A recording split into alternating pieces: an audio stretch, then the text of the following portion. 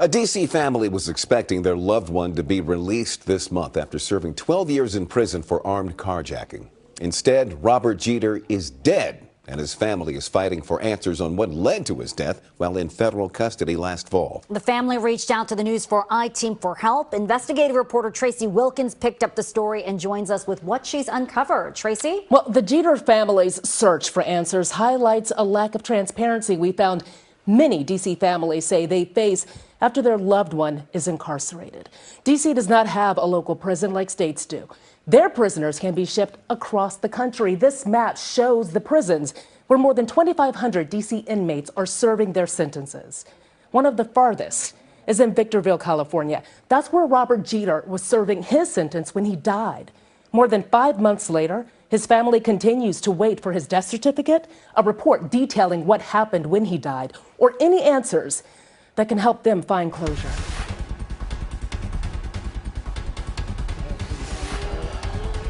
When Christina Jeter said goodbye to her son Robert in 2013, she expected him to be back home by now. But not like this. It took the life out of me when I saw my son laying in a casket. It was a moment she had been dreading ever since she received a call from a California prison chaplain last October, saying her 29-year-old son was in terrible shape. She said, "Your son was found unresponsive." I said, "Is he dead?" She said, "I don't know." That call sent Christina spiraling as she contemplated the cost and time it would take to get from D.C. to Robert in California, who had been transported to a local hospital. And that's when they told me that by the time I got to California, he'll be already dead because he don't have no brain activity. Before Robert Jeter was federal inmate 50080-007. His sister Tyria says he was her lovable little brother. He was a happy kid. But that changed as he got older and struggled with learning disabilities. Barely able to read and write, his family says he was bullied and eventually dropped out of high school. Robert just started getting into things that he shouldn't have been getting into. In June 2012, he and a friend were arrested for armed carjacking and robbery in D.C. Robert was sentenced to 12 years and began serving his time at FCI Gilmer in West Virginia. Not that I would have ever had imagined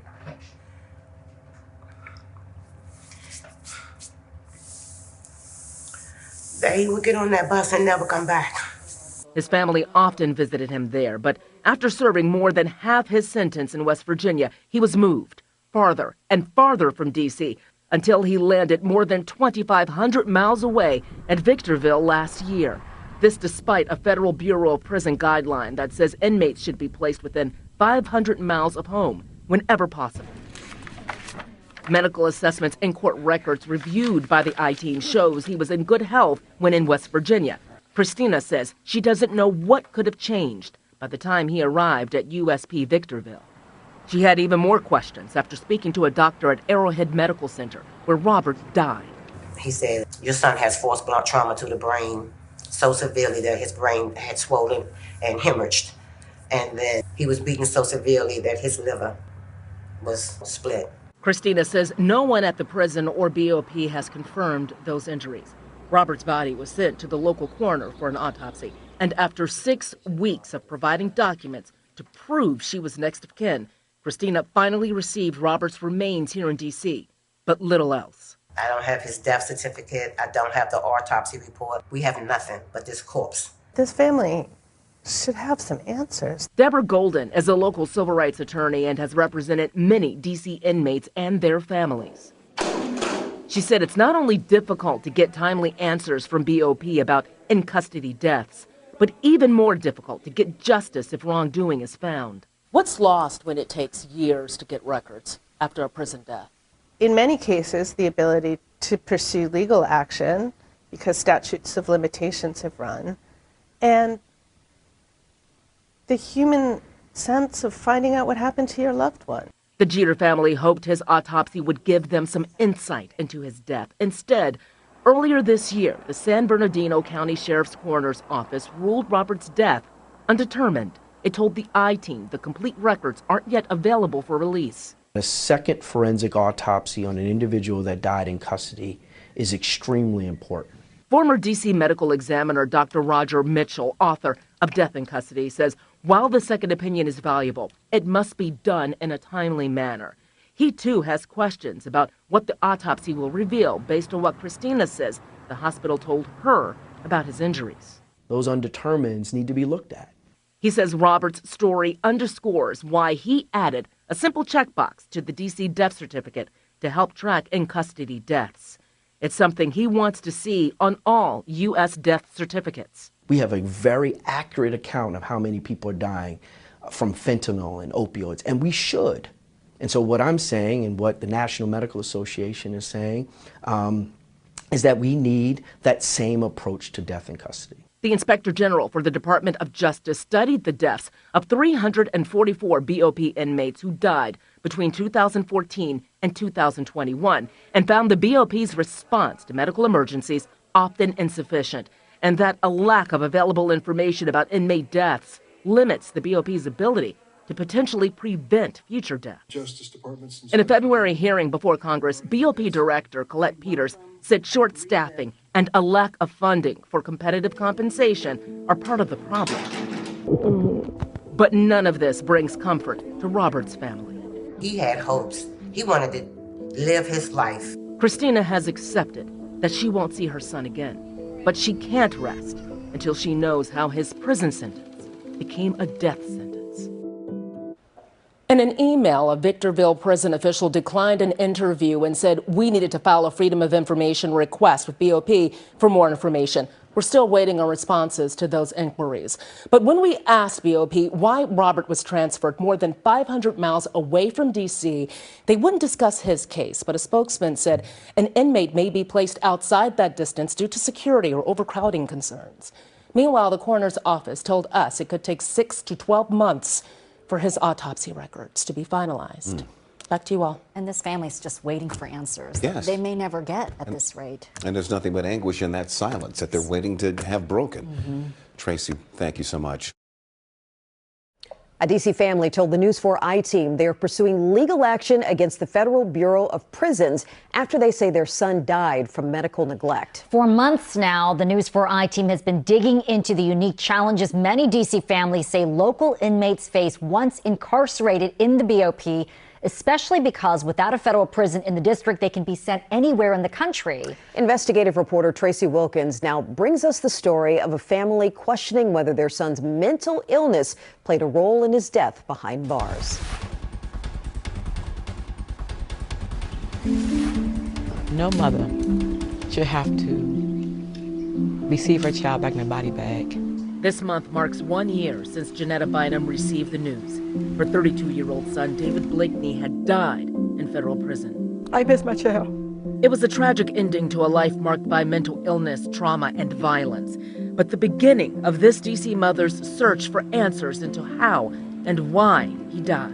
I'm fighting for him because something was wrong with my son. Janetta first noticed something was wrong with her only son when he was just a boy. When he got older, I started noticing him talking to himself or getting in more trouble. Medical records provided by the family's attorneys show that by age 22, David complained of hearing voices and that his father told doctors he had threatened to kill him.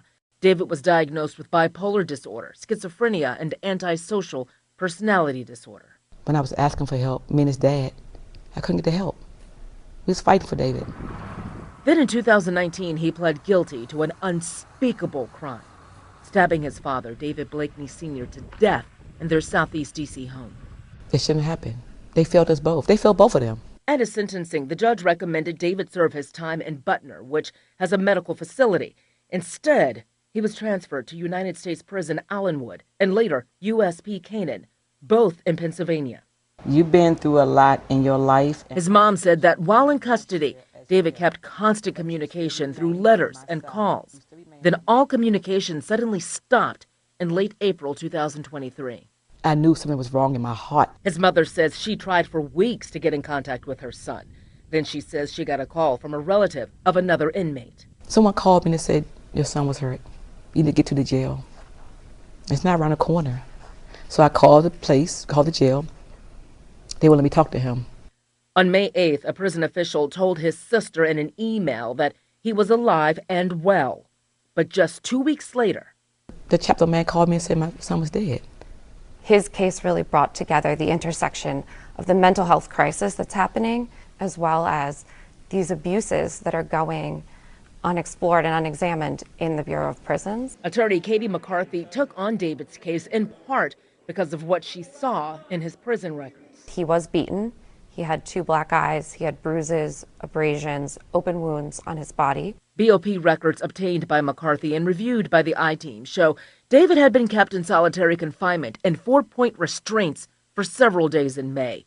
In these photos and report, the Wayne County coroner documented bed sores on his calves and his bottom and deep abrasions around his wrists and ankles, though that's not what the coroner says killed David in the end. David had been complaining for months about abdominal pain, about blood in his stool, and as we know now from his autopsy, he had an extremely large ulcer that in fact caused him to bleed out internally. A medical report from May 13th, 10 days before David's death, shows medical professionals evaluated him and found multiple wounds on his body with signs of infection and swelling. They prescribed him an antibiotic, prescription-strength ibuprofen, and an injection of anti-inflammatory. According to the National Institutes of Health, those anti-inflammatories can, in some cases, lead to gastrointestinal ulcers or hemorrhage, 2 conditions the coroner cited as David's cause of death. This appears to be a misdiagnosis and really a failure to treat this underlying condition. UCLA professor Terrence Kill has studied hundreds of autopsies of men who died while incarcerated in state prisons and says he's found a common theme. A natural death is a death from illness and disease experienced near the end of life. But what we're finding is that people are dying from conditions 20, 30 years younger than what the free population are dying from the very same condition. And so these don't appear to be natural deaths. These appear to be deaths as a result of law enforcement. These are deaths as a result of being incarcerated or being in jail or in prison. David was incarcerated for an unspeakable, violent crime. Why does this matter? The point of having a criminal justice system is to allow people to be returned to society.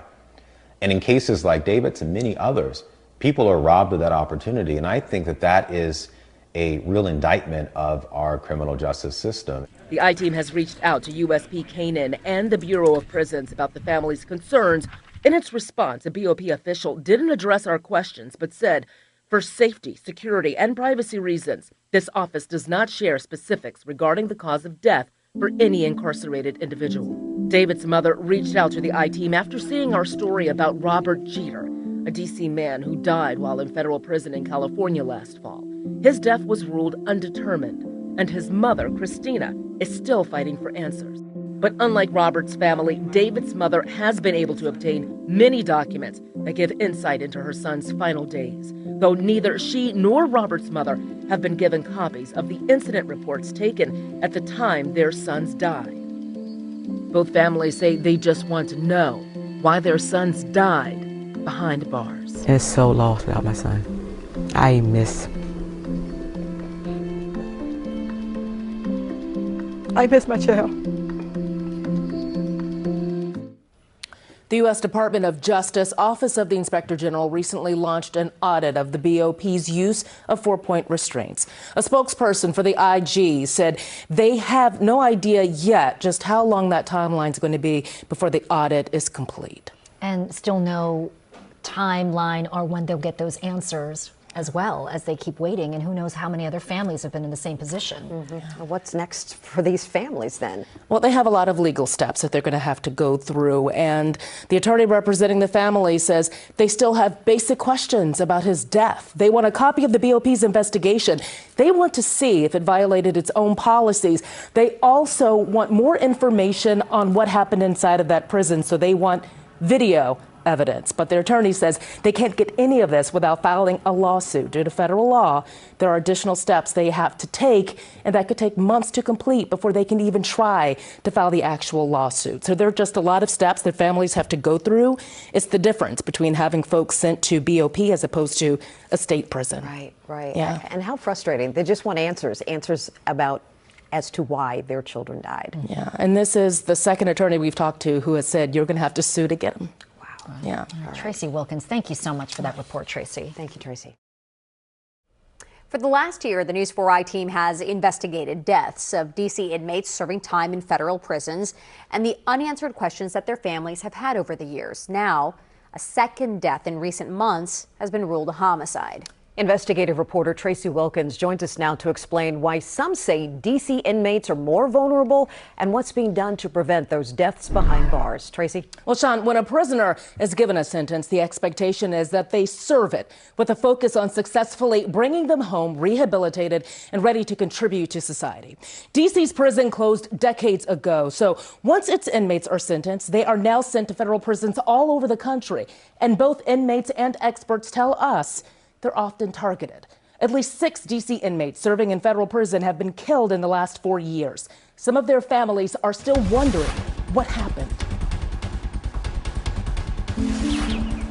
When D.C. native Derisha Hawkins thinks about the new life she's created for her family in Hagerstown, Maryland, she's proud. Up here's a different scenery. You don't hear the sirens. But she's also sad knowing that her husband will never have these moments with his children again. He loved being a dad. He just loved it. She says Kamara Jones was a dutiful father, but also a complicated man. In and out of prison, a parole violation putting him back behind bars. Thousands of miles away, where Jones said he felt targeted. For some reason that they just automatically don't like D.C., people from D.C. The distance making it almost impossible to see him or check on him. I missed him prior to this, but it's a different feeling now. It's like I'm sorry, I don't want to get. It's a different feeling now, because I know he's not coming home. On March 22nd, Jones' body was discovered in the Special Housing Unit, a place of isolation for prisoners, also known as the SHU, at USP Victorville in California. His death ruled a homicide. The coroner's office called me and told me that they had his body. Prisoners placed in the SHU may be moved there for discipline or can request it for their own protection. Derisha doesn't know why he was there, but she told the I-team he expressed concern for his safety and told her he had been injured, but didn't say by whom. He's had a broken collarbone. He's had fractured ribs. According to Bureau of Prisons documents obtained by the I-team, correctional officers tried to resuscitate Jones after he was found leaning against the shower. I inquired about him, like, how was somebody deceased standing in a shower? A roommate also in the cell was restrained and removed.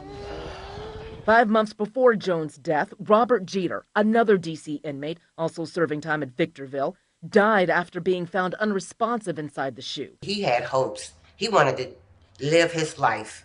Initially ruled undetermined, the BOP now says his death was a homicide caused by blunt force trauma. So severely that his brain had swollen and hemorrhaged. New prison records obtained by the I-team show Jeter was also in the SHU, found in the shower. So many D.C. prisoners, they have a level of insecurity and instability that other state prisoners don't have. Brenda V. Smith is a professor of law at the American University Washington College of Law and has studied and advocated for D.C. inmates for more than 20 years. They're going to a place where nobody knows them, nobody has heard about them, and all they've heard is about this D.C. population that's coming to them that is entitled, that is violent. Many people don't know what happens inside of a prison. But it is Naila Sebron's job to know. She's with D.C. Corrections Information Council, or CIC. The city agency bridges the gap between D.C.'s inmates, the federal prisons, and the city's legislators. They visit up to 5 prisons a year, checking on conditions and talking with D.C.'s incarcerated. We are here to give them a voice. And they make recommendations based on what they find to the BOP and district officials. In this CIC inspection report of Victorville from 2016, numerous inmates said the prison was unsafe and dangerous, with high rates of gang-related violence. Over half of the inmates interviewed reported being assaulted and expressed fear for their safety or lives.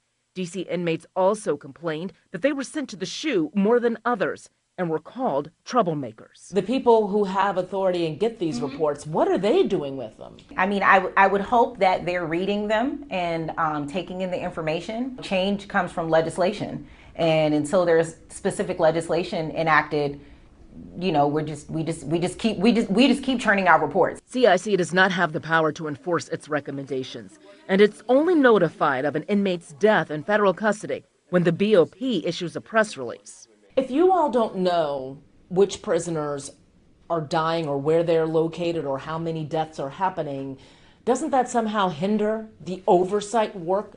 I think that that's where the families come into play, right? So if they contact us and they let us know what happened, then we can contact the powers that be at the BOP and inquire within. The Bureau of Prisons told the I-Team that due to privacy, safety, and security reasons, it couldn't comment on the conditions or any potential investigations involving inmates. You know, you want to have answers why he was there in the first place. Why was he that far in the first place? And let alone why he's not coming home at all. We asked the BOP about those concerns raised by D.C. inmates in that 2016 inspection report. The agency said, "We make every effort to ensure the physical safety and health of the individuals confined to our facilities through a controlled environment that is secure and humane." There was another CIC inspection that happened at Victorville in 2021. There were less complaints about violence among inmates in that report, but a quarter of the D.C. inmates there were housed in the SHU at the time.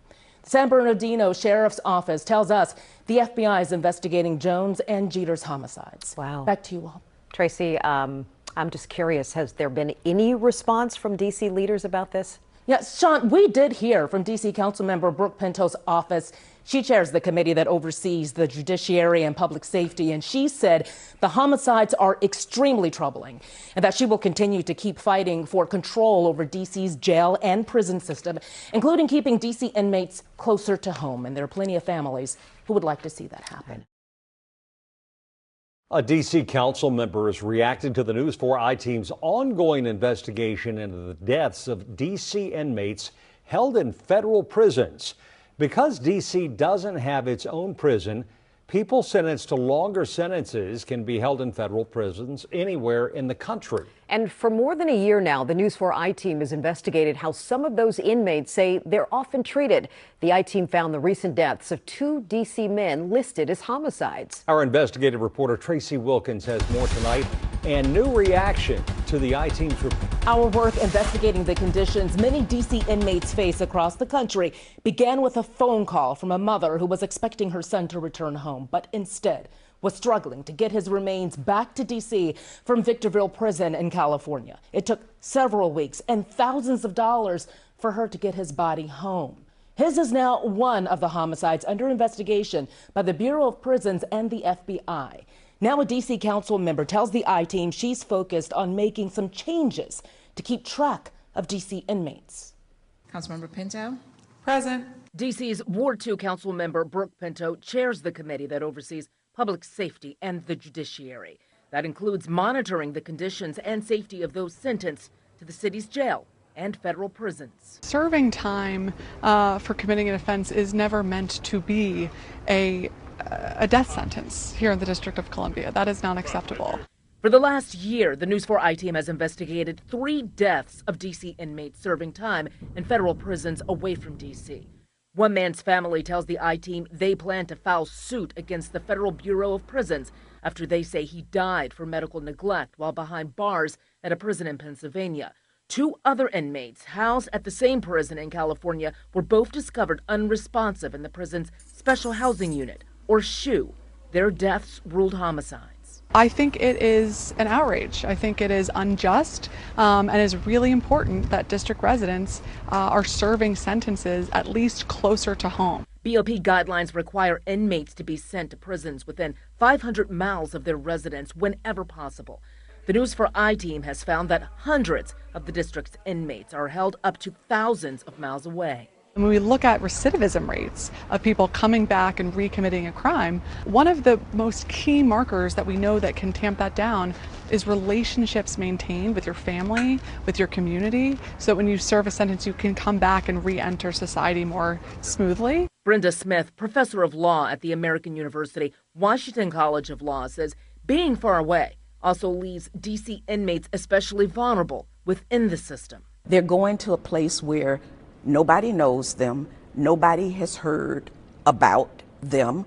And all they've heard is about this DC population that's coming to them that is entitled, that is violent. Folks are supposed to be serving within 500 miles of the District of Columbia. I think that is even too far. Pinto says she'll be focused this fall on working with Delegate Eleanor Holmes Norton to ensure DC's inmates are being monitored.